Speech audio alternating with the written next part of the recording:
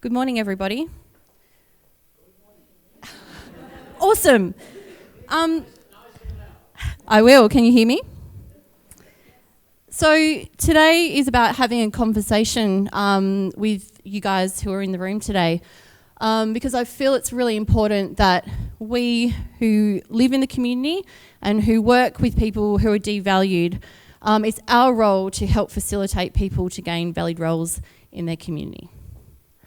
A lot of people's weeks are actually filled with activities rather than looking for valued roles.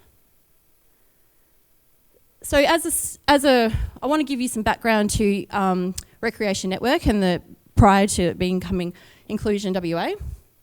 10 years ago, we worked with a number of different people to help us, change the way we were working.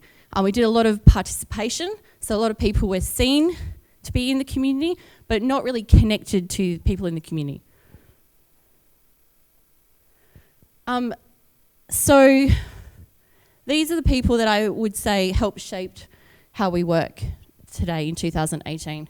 Heather Simmons, she helped us by holding a mirror up to our service and said, are you guys really supporting people to be involved in the community, having valued roles, or is it about participation? Ross Bowden, he was our evaluator back many years ago in 2008. He said, feedback's great. You guys are lovely people, but you take people out for coffee and cake all the time. And we were like, oh, yeah, right. We thought that was inclusion back then. So 10 years ago, going out, doing everyday activities, we thought that was inclusion. And he really helped shape saying, it's not just about being out there, but it's actually about getting people involved.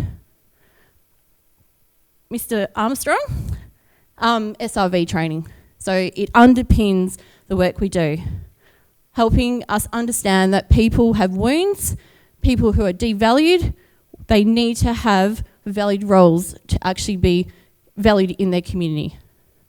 Wolf Wolfensberger and Joan O'Brien are two people that underpin not only our work, but the work of the three other people.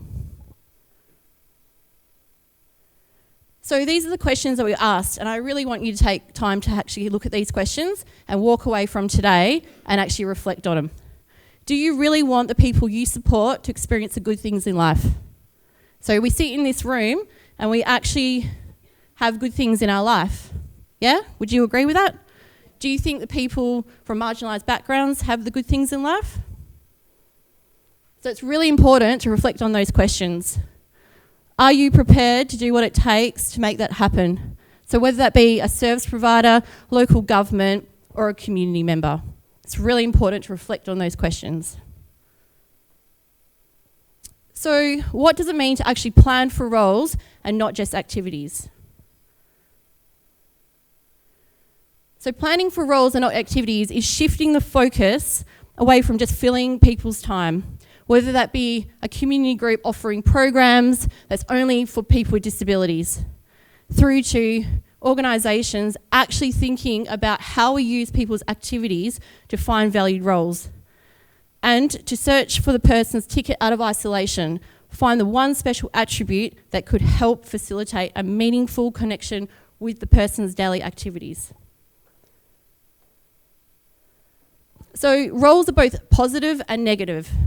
Positive roles are things like being a volunteer, a homeowner, a student. They're things that society value as a whole. Negative roles are things like people being a dole bludger, homeless person, a teenage delinquent. These are roles that society doesn't value, and it further devalues people in their society. So roles exist regardless if you have a disability and mental health from a marginalised background. They exist in everyday life domains. So that's household, relationships, community, citizenship, leisure, interest, culture, education and work.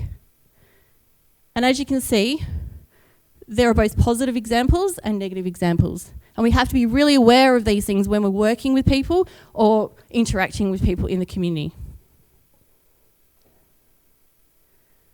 So to support people to have valued roles, You must have to have high expectations of the people we know or work alongside. We have to believe that people can grow and develop. We have to look for opportunities and possibilities rather than barriers. We have to be conscious that we make assumptions about people. And we need to recognise this work requires being artful and being creative. This is not easy work. And we need to practice positive persistence. Hands up if you're a service provider. Yep. So we know it's hard, right?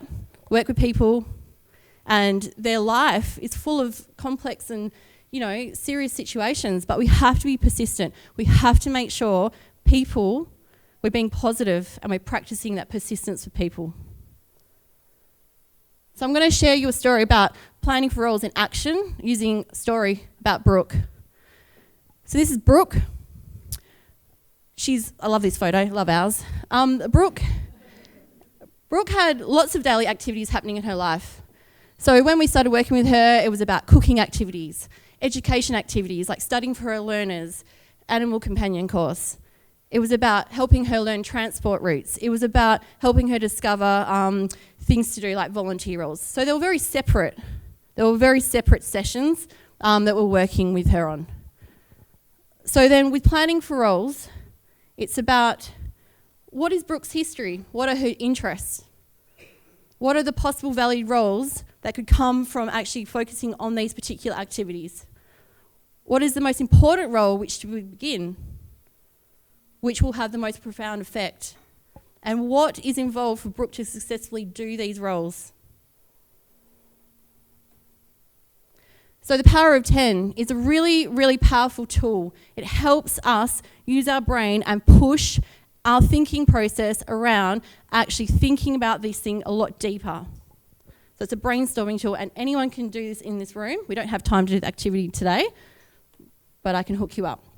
So with Brooke, we used her interest of animals, and we did a Power of 10. So we went through all the things that you could do with animals, so from the basic to visit a zoo, walk the neighbour's dog, own a pet, etc. But remembering it's about what's the most powerful role that she could hold. So she chose to do volunteering with animals.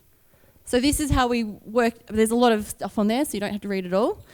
But it's about breaking down about what Brooke needs to do and what our support, regardless if you're a community group, an individual, a service provider, about what Brooke might do and what the person might do who's supporting her.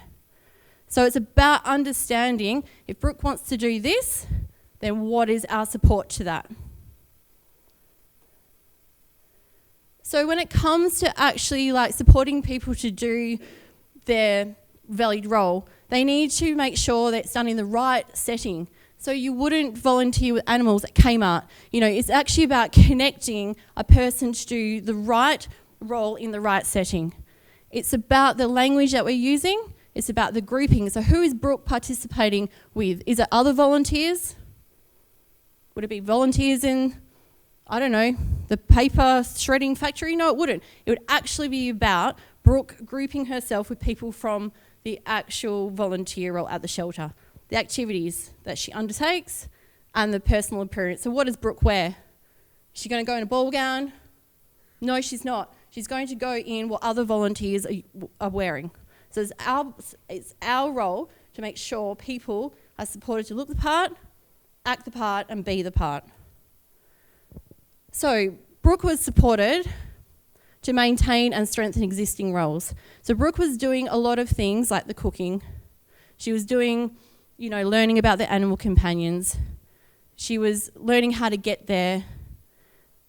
So it's our role to make sure we understand that people can develop and strengthen their existing roles. It's important that people preserve and strengthen existing roles that are important, and jumping from activity to activity in order to seek new roles can lead to a loss of existing roles. So it's really important that we just didn't jump around from one volunteer role to another volunteer role. It had to be done consistently within that one place. So John O'Brien, he has the vital dimensions of inclusion, as you saw before.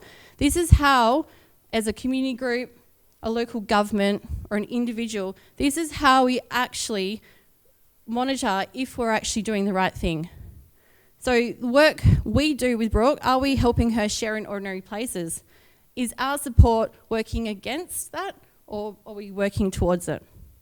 Making choices. So is Brooke actually participating in the fact that she wants to work at that particular volunteer? Is the work that we're doing, is it getting in the way, or is it working towards supporting her?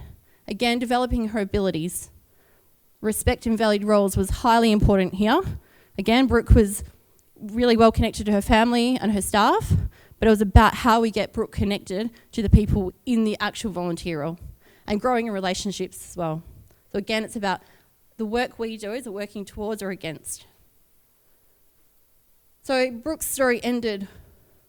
So Brooke, like I said, she was doing lots of cooking. So how Brooke actually got to know a lot of people really well was she used to bake some really yummy muffins. Is that right, Ramona? Yep. And so that's a valued role. If you bring food, bring morning tea, and you're actually facilitating people to be having a gathering around food, it actually sends a positive message to say this person is like anyone else in this particular role. Brooke developed her skills to get to the shelter independently. She used public transport and Ubers. She used her baking skills. She developed her skills that she required to not have us in her life anymore. So we do not support her to attend this session anymore because we facilitated the connections actually in that group. And Brooke is using her TAFE course to further her progress actually at the shelter. So it's connecting all those activities that she's doing to actually have a valued role. So some last thoughts. Planning for valued roles and not just filling people's time with activities are vital for people to experience the good things in life. The good things in life do not exist within services. So it doesn't exist in our service, it exists actually in the community.